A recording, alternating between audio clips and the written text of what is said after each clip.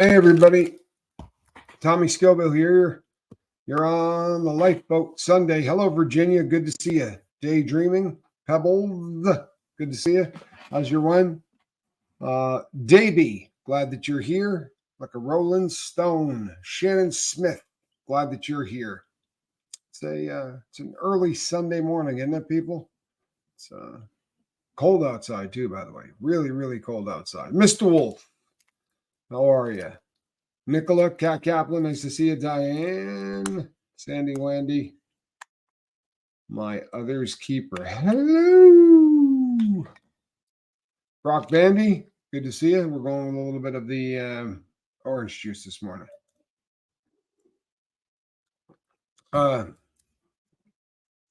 Before we get rolling, I want to do a little bit of housekeeping. You know, when you block somebody on a channel, they doesn't mean they can't see it. What it means is that they can't put up comments, and sometimes that's done because there's no other option, and the person might be the salt of the earth. But sometimes even people who are the salt of the earth sometimes go on sort of a roller coaster, where sometimes things are and sometimes things aren't. And when they're not, sometimes they can't always be in 100% control of things that are said. Does not mean we don't love the people. Does not mean we don't pray for the people. But we have a friend of the boat, a longtime friend of the boat, who is burying her mom today. And I don't know whether or not she's here. I'm sure that there's a lot going on. She's on the other side of the pond, but she's loved, right, by a lot of people. It was, and you know who you are, right? PC, and our thoughts and prayers are with you. And I know that this has got to be a very, very difficult time. I can't imagine, and I mean that. I can't imagine. But my heart and my prayers go out to you, as does everyone on the boats. Yeah.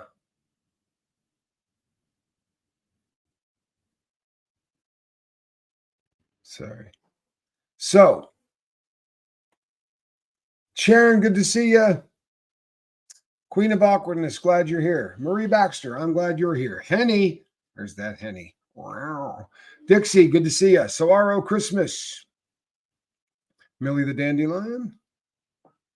Clarissa. Patty Collins, how are you? Good to see you. Swear I thought it was Saturday. Well, someone's been doing something good this weekend. When you have lost an entire day. You know, Friday night arrives without a suitcase. Sunday morning creeping like a nun. Hey, what happened to Saturday? Yeah, we've all had those. So you lost a day. It's all right. It's Sunday. Hopefully nothing important was supposed to happen on Saturday, right? That would be good. That would be good. Moni, good to see you. Piper down. Hello, May Danger. I had visions. I was in them. I was looking into the mirror. Isn't that a danger? Who's that?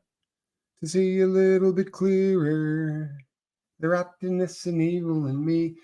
Come on, Calhoun. What danger? The guy's got danger in his name. What is it? Starts Harvey. Harvey Danger. I bet I beat all of you to it, too. Did anybody get it up there yet? No. I see a Rodney. Rodney Dangerfield. No. Anna, good to see you. Unpredictable Tony. Glad you're here. Cat Kaplan. Glad you're here. All right, let's fire this rascal up. What do you think? Do we take this boat out to sea and see what happens? Let's do it.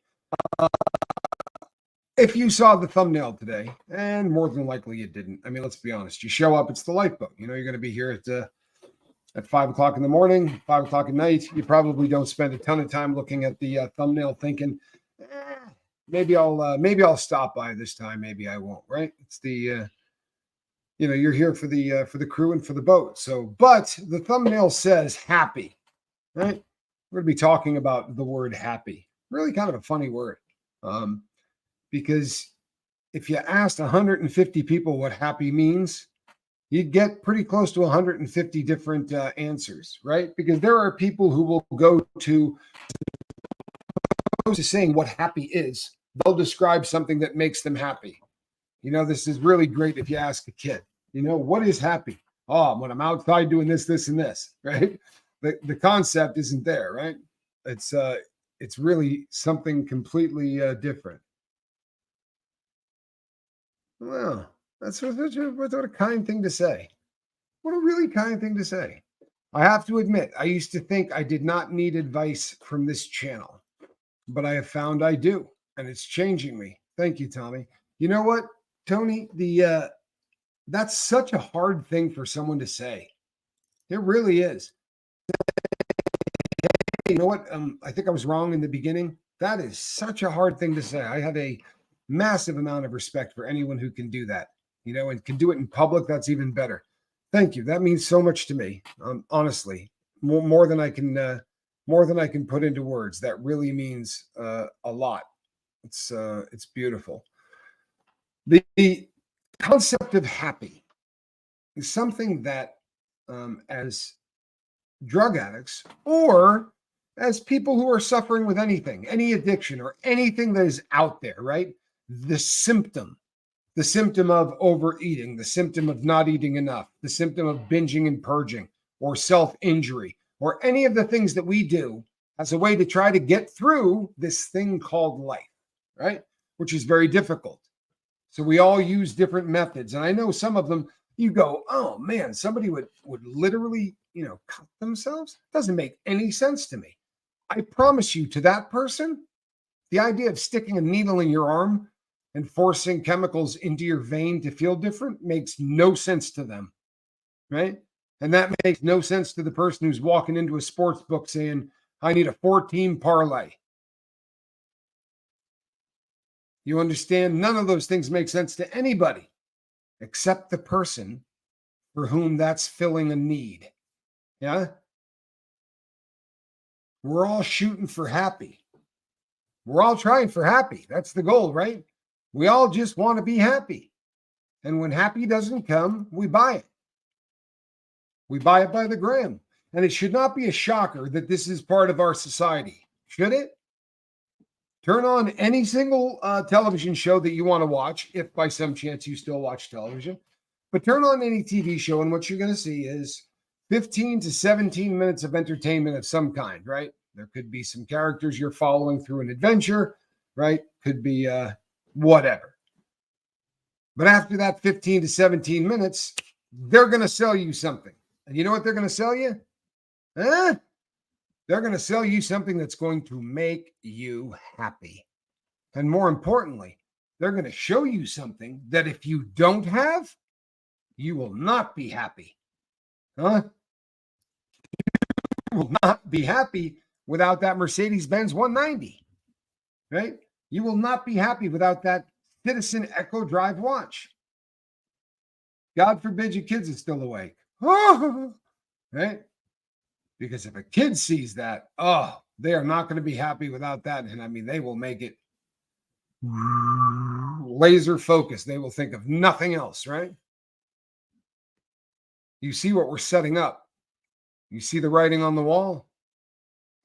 We start from a very, very young age, right? From a very young age, we start doing what? We start realizing that happiness can be purchased and it can be earned. Mom, Dad, I want this more than anything in life, whatever this is. I want G.I. Joe with the Kung Fu grip, remember? I want the Daisy Rough Rider BB gun. I want this. This is the end all, the be all. Happiness, right? Happiness is that gun that I'm going to put on the wall. I need that. That is happiness. Now, if they don't say you're going to shoot your eye out, if you happen to have parents who say, okay, we might be able to do that, what are they going to say? If you're really good, if you do everything you're supposed to, if you do not make any mistakes, if you toe the line, right?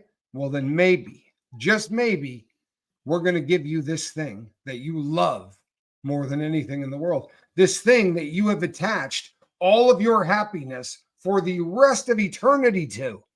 Do you remember a day and age where you knew if you didn't get that skateboard, that was it, man? You weren't going to be happy again. I mean, ever?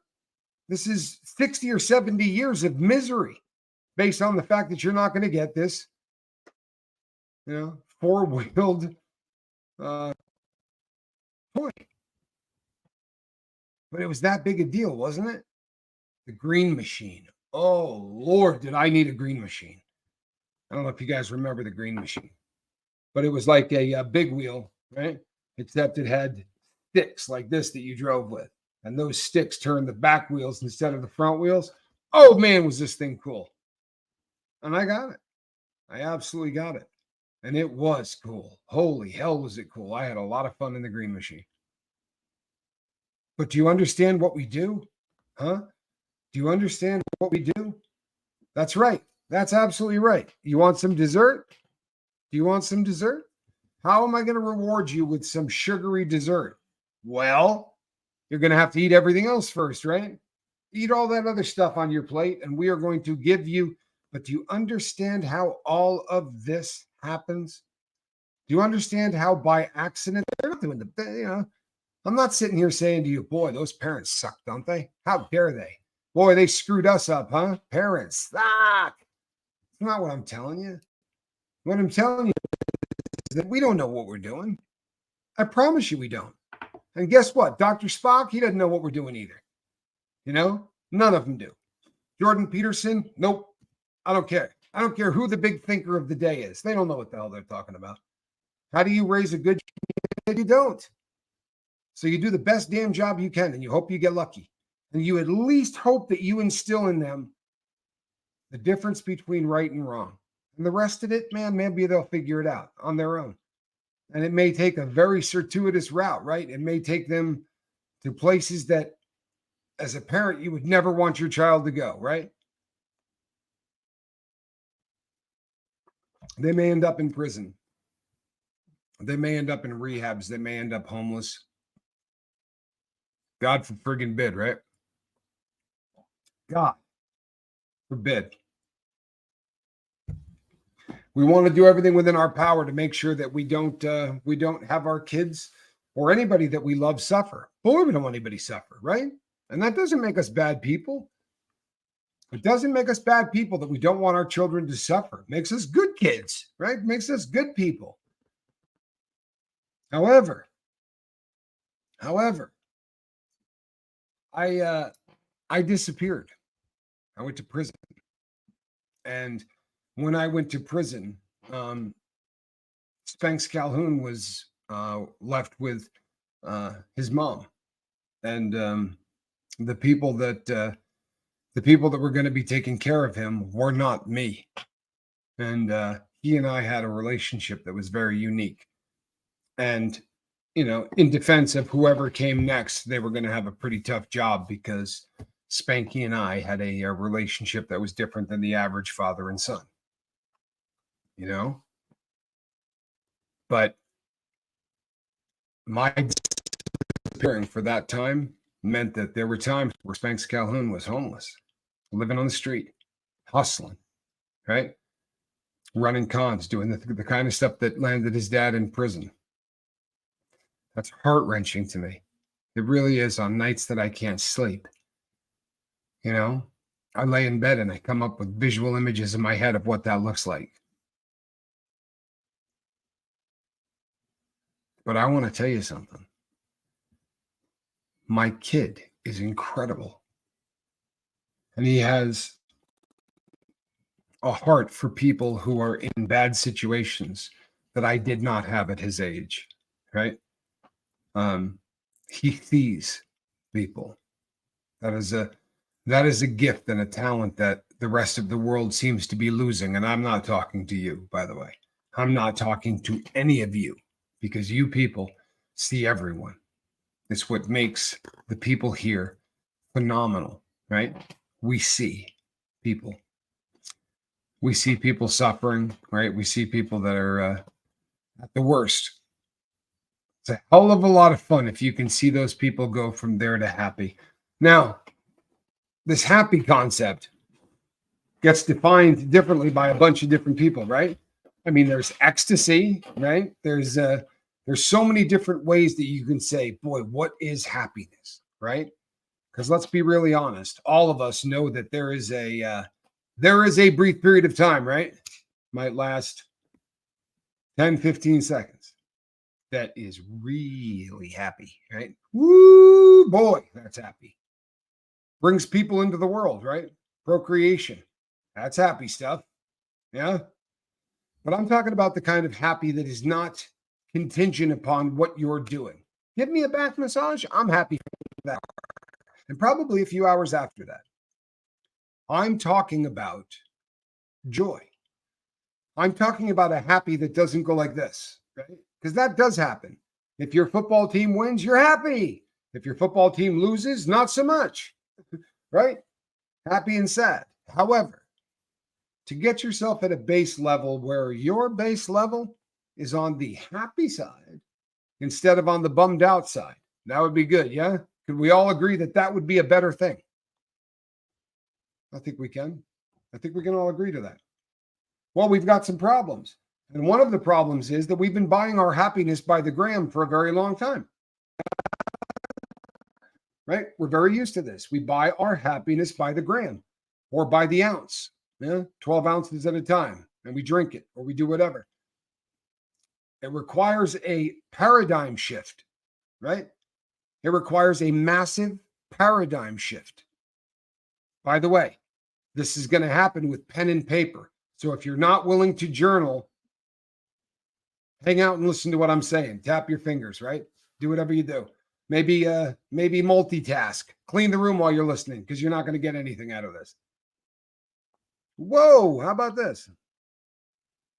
Tommy, just because of you, I made my bed this AM. Well, I changed my sheets, so that counts. Nothing better than getting into a bed with clean sheets. You're damn right. And getting into a bed that's made is different than getting into a bed that's not. You go, it's not that big a deal. The hell it's not. The hell it's not. It said to you, I set out to do something this morning and I did it. And when your day is done and you just finished doing the last of your journaling and you look at that bed, you know where you go? I did it, man. The day. I got up. I said, I'm going to make the bed. I did. I said, I'm going to journal. I did. I went and brushed my teeth. I had a list of things I was going to get done that day and I did it. And I chose to be beautiful process, right? Get a look at this nose, people. Huh? That puppy's been broken a few times. Get a good look at the eye sockets, the eye ridges, right? We're talking serious Cro-Magnon here, right?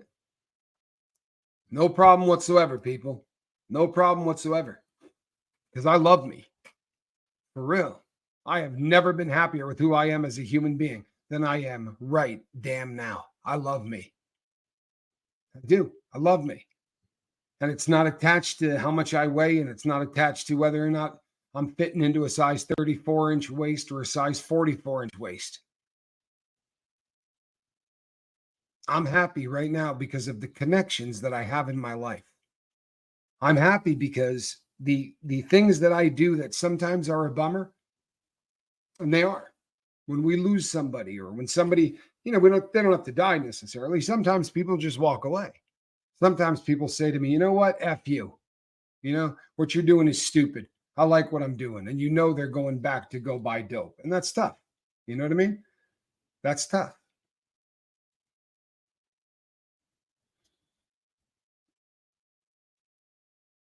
Tommy, when making the bed costs spoons, you don't have. Yeah, I got to be honest. I'm not sure I understand that comment. And I'm slow as hell. I'll admit that. You skip it and save your spoons for going to work and maybe doing some dishes. I honestly not 100% sure if I know what that means. I can tell you this. People, I get a lot of mail from people, which by the way, I find incredible because I get a lot of mail from people who say, I'm homeless and I'm typing this to you from a library. And let me tell you something, people. If you think I'm a person who does not feel deeply in my heart for the homeless, then you don't know who I am. It has happened. It has happened to my son, and it has happened to me. I have been homeless, people. I've absolutely been homeless. I've woken up in fields. I've woken up in parks. I've had cops come and accost me for sleeping on benches. And one of my all-time favorites, I woke up when one of those really large sprinkler heads kicked on at 5 a.m. and hit me directly in the face. One of the most unbelievably, boy, I could have done without that moments of my entire existence. Yeah, I know what it feels like to lose everything. I've done it. I can't tell you how many times. I can't tell you how many times. Sure, I've been rich as hell, but I have lost all of it. I cannot tell you how many times. The beautiful thing is this: you can get back up. And if you're a person who says, well, this system is so rigged that it only works for, the rich, or it only does this, or it only does that, with all due respect, you're wrong. You're wrong. 3 years ago, I was desolate. Go out and go to work. Don't spend money on things that you don't need, right? A cup of coffee that's $8, you do not need. A cup of coffee that's $4, you do not need. You spend $4 on a cup of coffee 7 days a week, that's $28, right? 28 twice is 56, right? What does that come out to a month? $1.12. So over the course of an entire year, you're going to drop $1,000 to buy coffee at a place where if you just went out and bought the crap yourself at a store, you might spend what, 30? Simple, no big deal. It's just coffee, Tommy. What difference does it make? It's coffee. Who freaking cares? Okay, it's coffee. Now, add the next thing. Add the next stupid impulse buy. What you come to realize is that about 25% of everything you make, you throw away. That's an ugly thing, isn't it? I mean, it is. It's an ugly thing. I got lucky, people. This is what happened to me. I got lucky. I couldn't go into a bank and get a bank account on account of the fact that I'm a bank robber. So until I was off paper, I had to get whatever I could to cash a check, anything. And I was not going to go into a check cashing place, right, and give these people, $30 to cash my check. My checks were like $2,000, right? I'm giving up a bunch of money if I just let these people cash it for me. So I went with one of those services that you could get direct deposit. I went Cash App. But because I was a caveman who didn't understand anything about anything, I was watching guys play poker. And they'd say, okay, you owe me $10. And the guy would go like this. And they would be Cash Apping the money back and forth to each other. I was like, man, this is insane. But it seemed pretty damn easy, right? Like a little too easy. So there was a segment in there that said, if you want to protect your cash, you can dump it into cryptocurrency. And it talked about how there was a 38-bit, blah, blah, blah. There was no way anybody was ever going to get into it. And I thought it would make it a lot easier for me to not impulse buys like $6 cups of coffee. So every time my paycheck came, I put it into cryptocurrency, right? And when these guys went out and ate really good lunches, and I don't blame them because we had been eating dog crap for, a decade, I thought, you know what? I can do dog crap for another year. Seems really stupid to me to spend money on food when I don't have a place to live, or to buy really, really nice shoes when I ain't got a place to live. There are a lot of guys in there buying really sick gold chains, and they look good. I ain't gonna lie to you, they look good. I wanted a Rolex. It's my favorite thing in the world, right? I wanted to go put on a sick vintage watch, but I just kept putting money away. Putting money away. And on the bright side, cryptocurrency went up. Not because I'm a rocket scientist, but because that just happened to happen. But I don't waste money. I don't spend money on things that I don't need, right? I don't. How about $500 tennies, but can't afford a game for her kid? You know something? I am not a person that bums out about people who spend huge amount of money on anything, provided you can afford it. Now, if you're spending $500 on a pair of shoes and you're not able to feed your kid, then we should take you outside in the street, beat you, and maybe crush your larynx. Okay? That's just freaking awful. But if you're making $25 million a year and you buy $1 million car, I'm not mad at you, right? I mean, a person making $150,000 a year buys a $60,000 or a $70,000 car. It's all kind of, however, you get old, right? Because I remember being a kid and going, ooh, and then I bought cool cars that were really hard to get in and out of because I'm a big man, and we did all that stupid stuff. I remember Johnny and I literally racing in Porsche 911s, racing each other, which was a pretty good time. I mean, we had a ball with that. Now if I win the lottery and, I end up with $20 million in my bank account tomorrow, or I end up a rock star, you know what I'm going to get? Because I really am a pimp. I'm going to get the new Prius.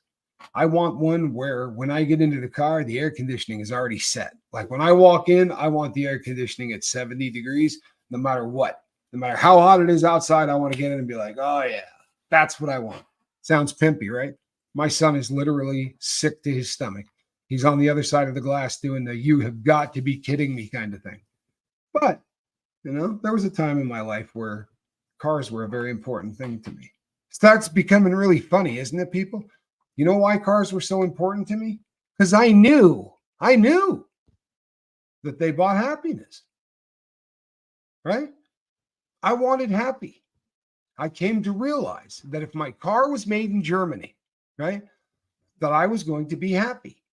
If I had a Porsche, it wasn't going to be like having a Toyota. I was going to be happy. This was going to change everything. I ain't going to lie to you, people. A Porsche 911 will make you happy. Yeah? You get one with a whale tail, it will make you really happy. It's got a turbo on it. Forget about it. How long did that happy last? A week. A week? Yeah. About a week. I mean, for a week, you're the coolest person in the whole world. And then for a couple of months, you still think, this is a fun car to drive. Pretty damn cool. But it's funny how fast all that sort of falls away. All right? Really funny how fast all of that seems to fall away. And then what you're left with is the people that you care about.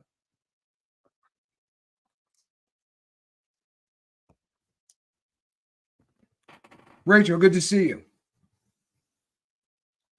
Shoes were your thing, Virginia? Okay. Porsche 911 reminds you of 16 Candles. Jake, Ryan. Yeah, 944 or 924. Somebody look that up. I love that movie, but I think he was in a 924 and not a 911. I could be wrong. I could be. It's happened before. In fact, 3 times so far since I started the lifeboat. Look at this. What have we got now? Hello, Squirrel Nut. What a good kitty. You got to love how she jumps up onto the shoulder, right? Just to do it is a 44 Calhoun. Thank you. And then they end up in an absolutely incredible Rolls-Royce convertible. In fact, it's a Corniche. Beautiful, beautiful car. This is Rolls-Royce, Jake. Great movie. Let's be really honest. That was a fun film. You did not. Look at that. Calhoun pulled it up right there. That is actually him. What a classic car. Do you remember? The old 9 Deuce 4. Thank you, Calhoun. That was perfect. Yeah, but see, that's what it's like. You see this, people? You got the engineer, and he's my son, which means when the show's over, I can yell at him. You dolt. I told you to do this, this, and this. If you hire someone that's not a family member, you can't do that. You know what I mean? I'm kidding. We get along.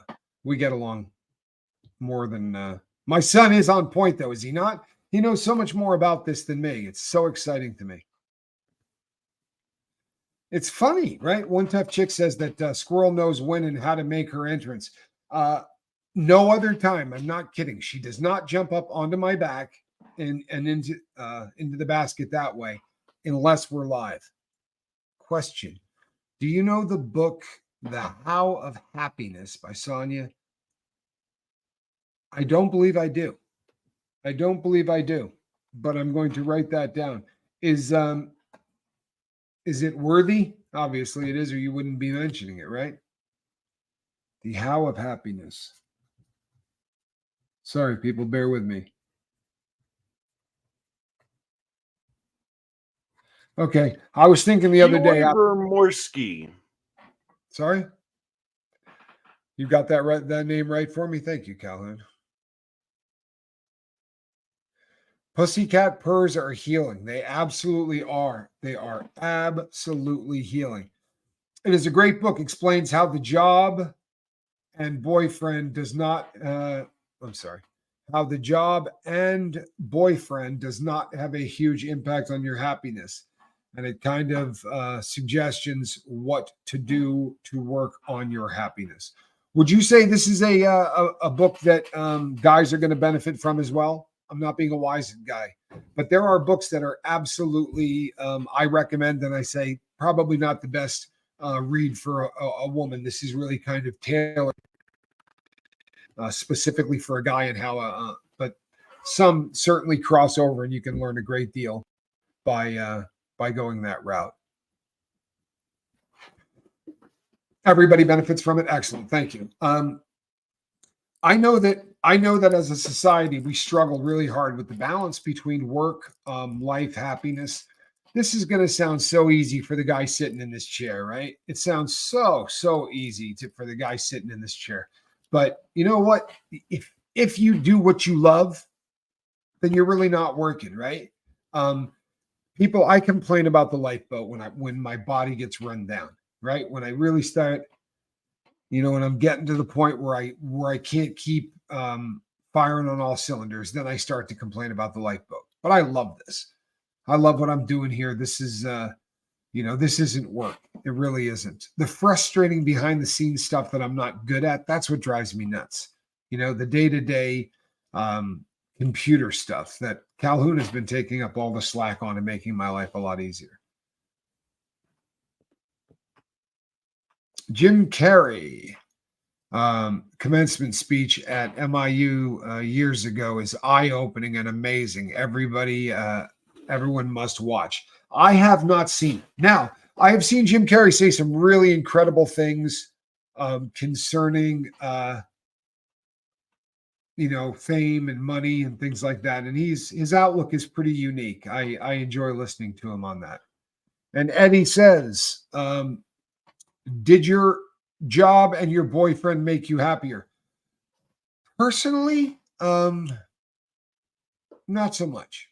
My job and my girlfriend, Squirrel Nut Zipper, has the two have been a real plus in my life. I definitely have been happier since getting both of them involved.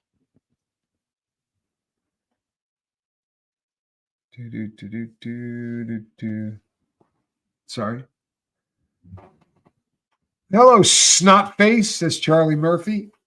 And Robin says, thanks for the kick in the pants yesterday. Started this morning, prepping breakfast Sammy's for the week, and walked the property on my endless campaign of fire ant. You're knocking out all of the fire ants. You're going to eradicate every fire ant in the entire state. I like it. I like it. You know what, people? It is so often I get emails every single week without fail, or I get people that call or text or whatever that say, you know what? I was listening to whatever, somebody said this or somebody said that. And I got up and I started. I just said, you know what? Today's the day I'm going to do this. I got up and I started. And do you know what happens in every single one of those cases? Right? Life changes. We spend so much time, right, in the blocks, one hand down on the ground, right? Your ass in the air, your legs low, ready to just pop off those blocks. And you can spend 10 years that way. Except you really don't just stay like that, do you? You stay like that down in that position, but you talk to the guy next to you. Boy, I got the greatest idea. You got to hear this thing, man. I'm going to do this, and this. It's going to be the biggest thing ever. And you just stand right there. Okay? Sadly, the guy on the other side is doing the same thing. Yeah, I'm going to open up a restaurant.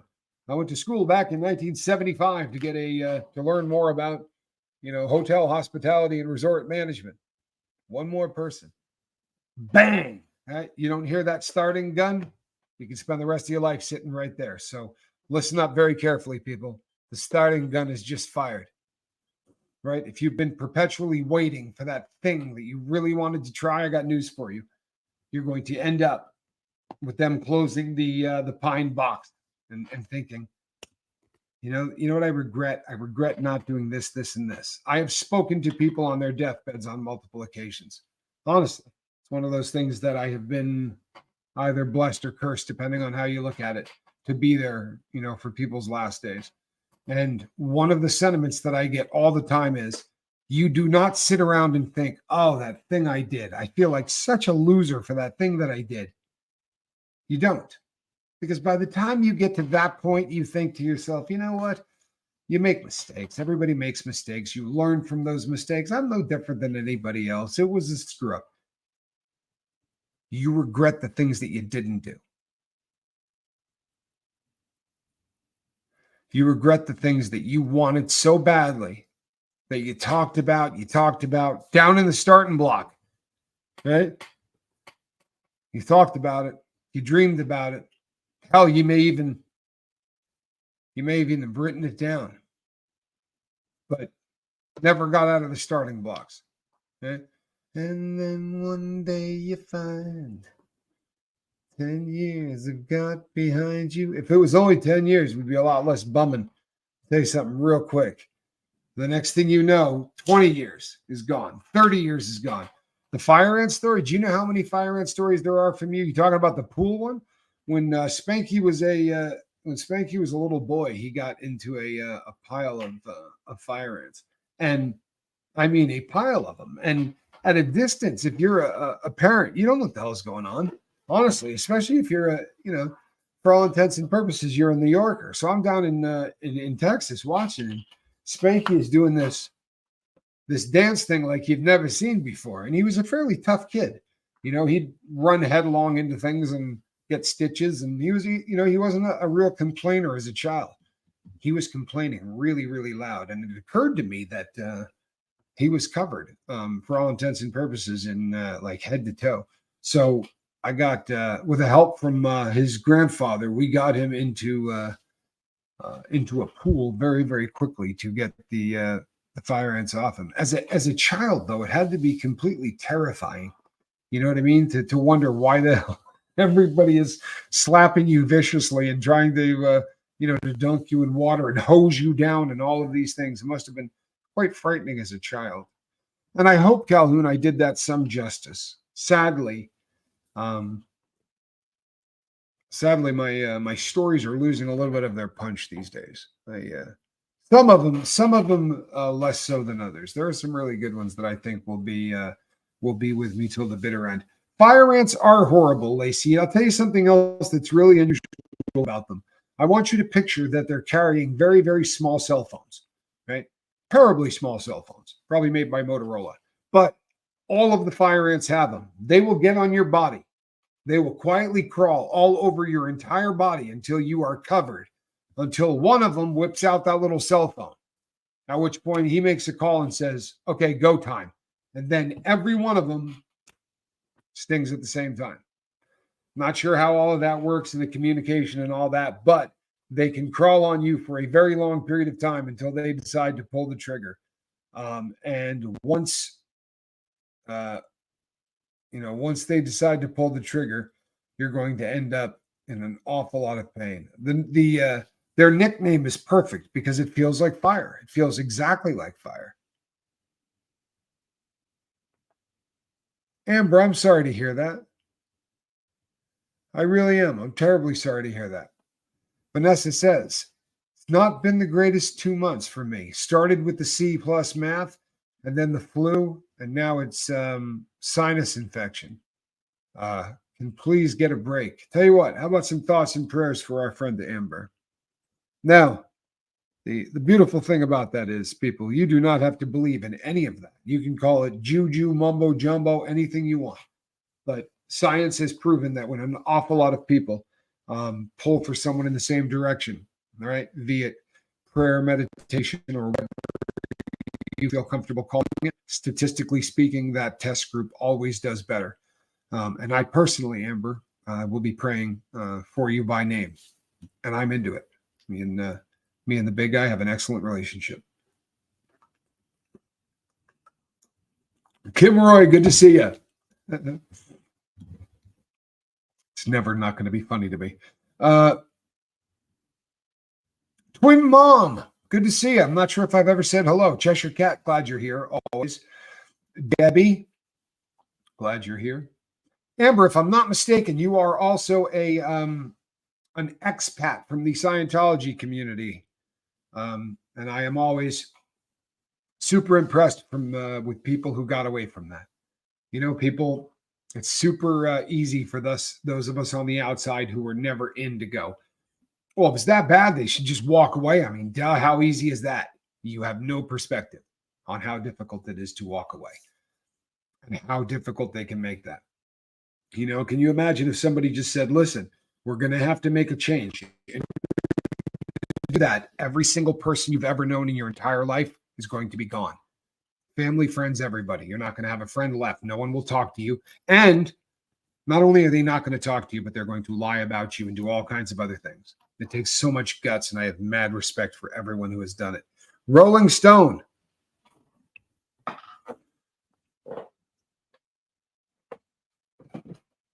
I have 6 weeks sober today. I was told there'd be no math, so I'm going to go to Johnny Scoville on this thing. 6 weeks? Sure. How many days? I was told there'd be no math. He says a lot. I think it's 42. He says a lot. Might be 42. Squirrel? Yeah, Squirrel's backing me up on this. 42 days? Are you kidding? That is fantastic. 7 weeks. The next one is 10. You got to love rolling 10 weeks, right? But Rolling Stone, I am so proud, honestly. And people, you're not allowed to be offended when I say I'm proud of you. I'm a drug addict. I'm not saying this as your dad. I'm saying this as a fellow drug addict. I know what 6 weeks is.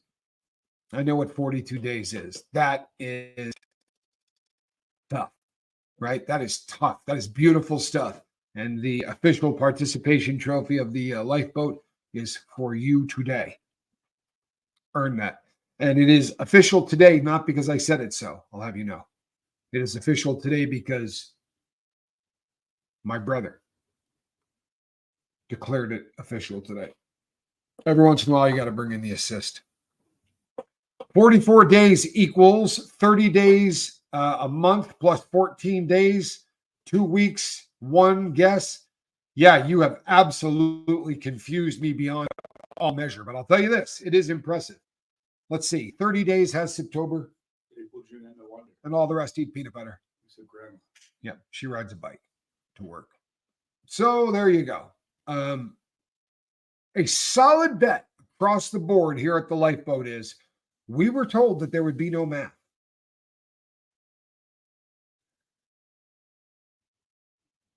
Cooler by the lake. Yes, off topic. Yeah, well, you're probably new to the Lifeboat. There's nothing that's off topic normally. Off topic. Any development regarding Danny Masterson's house situation? Met you through Aaron. Love your content. Excellent. Love to hear that. Yeah, he would more than likely not even be through all of the intake process. That literally can take up to about 65 to 68 days I've seen. So there's probably still trying to figure out where they're going to put him, and he's a hot potato. You know, there are not a lot of prisons that go, "Oh yeah, send me the the famous Chomo. That's going to work out well." No, nobody wants him. They're going to send him to a special needs yard that's going to be a very small special needs yard so that he can be as protected as he can possibly be. And before you go, oh, right? So was Derek Chauvin. Worked out well for him, didn't it? They're going to get you. They're going to get you. There's no getting around that. If they want you, they're going to get you. And that's all I got to say about that.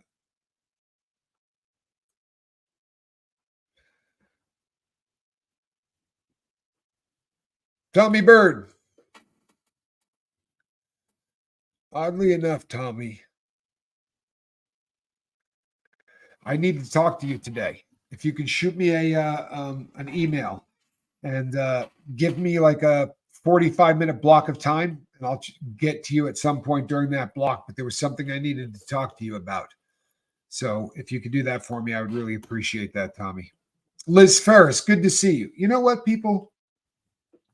I'm going to tell you something. we banty around things, and there are terms that get thrown around all the time. Homeboys, friends. People got your backs, this and that. Um, there are a group of people that have become very much a part of my support system and my support family, and it was pretty obvious to some people that I was having a rough couple of days. So I'm not going to yell out to all of you, but you know who you are. Liz, I appreciate you being one of them. I mean, you guys could probably sit here and figure out most, right? You'd be thinking convict, right? You guaranteed Russ called, right? Alan called, right? You could probably go through all that and it would make sense to you. But Liz was just was there and was really kind, and I'm happy that Liz is in my life. Truthfully, good person. Fancy Nancy, good to see you. Always good to see you. Tommy, can you ask the man upstairs to help find a solution for my occipital neuralgia? It's very painful. Yeah, okay. So why do I know what neuralgia is? I know what that word is, and occipital, right? So we're talking about, yeah, back here, yes. So this has to be headache related, would be my guess. And I will do that. I absolutely would do that. Can we get some thoughts and prayers, everybody involved? And I'm going to that down, and I will find out what that is. But I'm guessing, and I could be way off, but I know where the occipital bone is.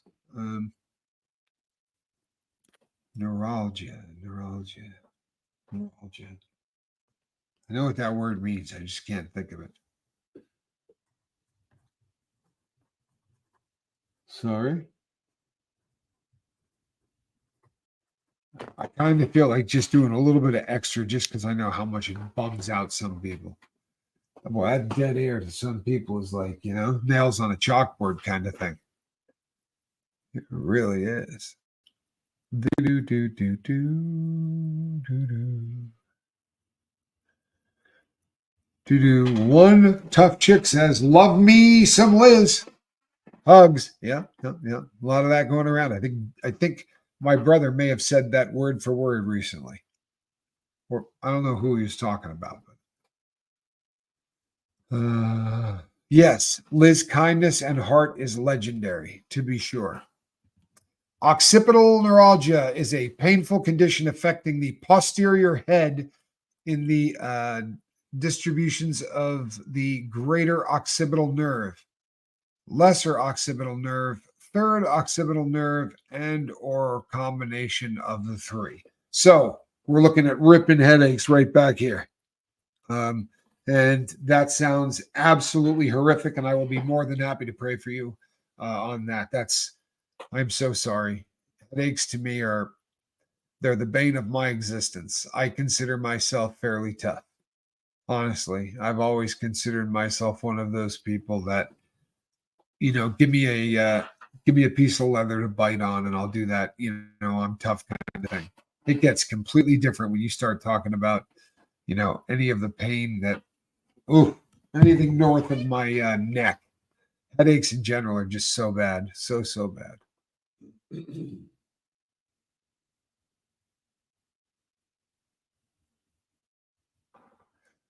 I know that you are, Allison, to be sure. I know that you are. And I appreciate that. I really do. I appreciate that. You guys are all fantastic.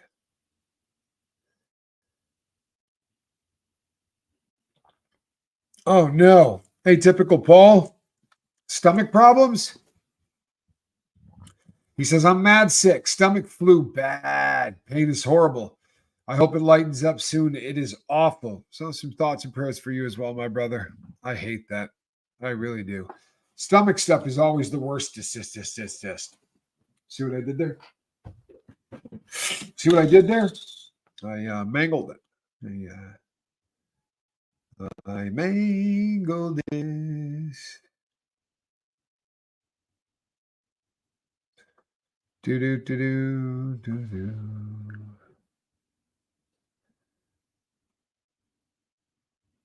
Huh? Black olives. Are you a fan of olives, Johnny Scoville?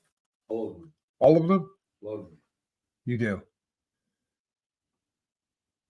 Would you be surprised if I told you that I absolutely hate them? No. Yeah, I can't stand them.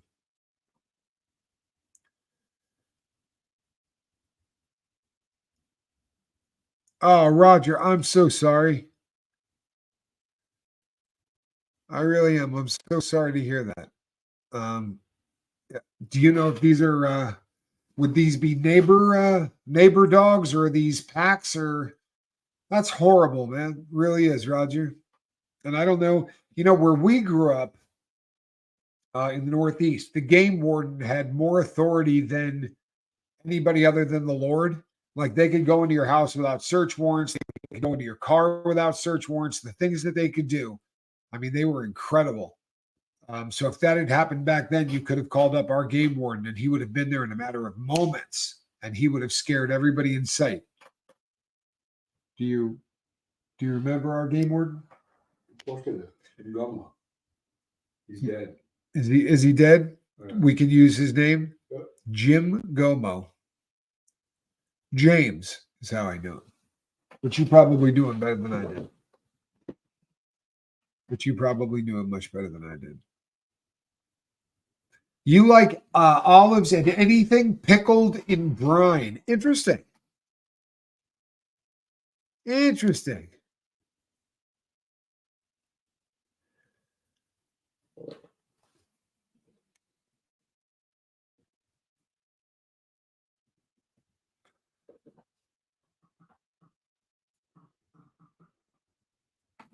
I would imagine that you would have to find something over time that would, right? And if all of you pay attention, right? You see all of the people who hear this kind of information. This is huge, especially because we know that there's a lot of people with fibromyalgia that that suffer because the medical community has yet to really catch up on that disease, and yet to really have a game plan for how they attack it. So it's great when people here in the peer support group can help one another, because if we don't do it, who's going to? I assure you it will not be Squirrel.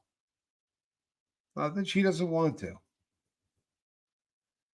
But she's just so darn lazy. You know what I mean? Look at that. She has not moved from that spot since we started. I take 2 tablespoons. Wow, that moved quickly. I take 2 tablespoons of organic olive oil to the gut when I wake up every morning. Really? Really? I'll be darned. Have you heard of this before? I wonder what that does for the tummy. Does that really help?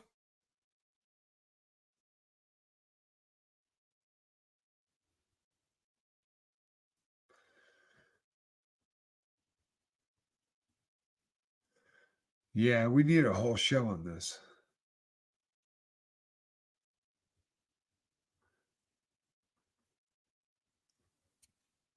Yeah, it's been I'm not a guy that grooves to olives. I don't like them on things.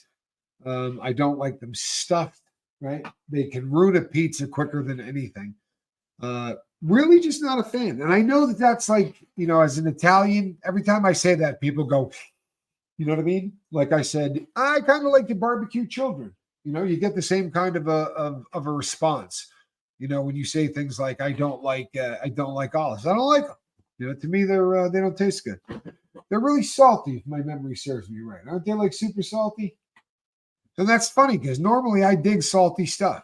You know what I mean? Like caviar. I love caviar, and that's salty. I don't know. Maybe it's different.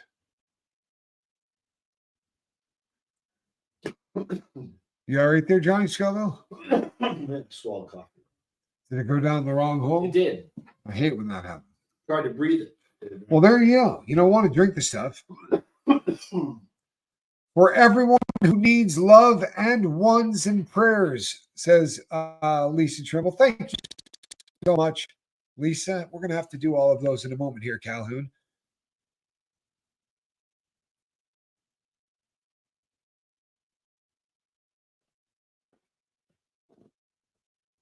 you know what? Appreciate you, brother.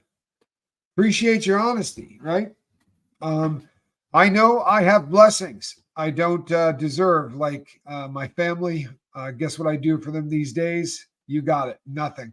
Yesterday's ants were awful. My journal entry reads like a teenage girl on PMS. Been there, done that.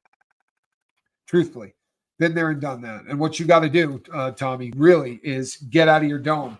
And that's going to be a very, very difficult thing to do. However, it is not an impossible thing to do.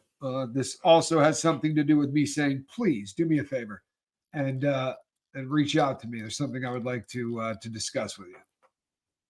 So do reach out to me. I needed to talk to you about something anyway, Tommy Bird. So reach out, my brother, and don't reach out and say, hey, I wanted to put all your contact info in there. So I cannot do that. Okay, the question of the year. Tommy, what is your opinion? Pineapple on pizza? You mean, do I have a problem with the Hawaiian pie?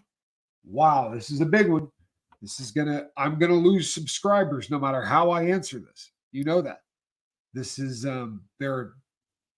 it's heated. The people that come down on one side of this debate feel very, very strongly on it. The people who come down on the other side of the debate also feel really, really strongly about it. So I want to be careful in what I do, right? I don't want to offend anyone. Last thing in the world I want to do is offend anybody, especially if I were to say something like if you do this, if you're incorrect, right? If you by some chance are the person that eats this incorrectly, as an example, right? If you're someone that doesn't think there should be pineapple on there, it wouldn't be right for me to call you a blithering idiot or any of those kind of things. We're not going to do it like that. Although I'm also not going to pull any punches. I think that that's essential. Where are you going? Sit back down. We're not done here, kitty. All right. So my stance on Hawaiian pie, and here it is. Last time, I'm not going to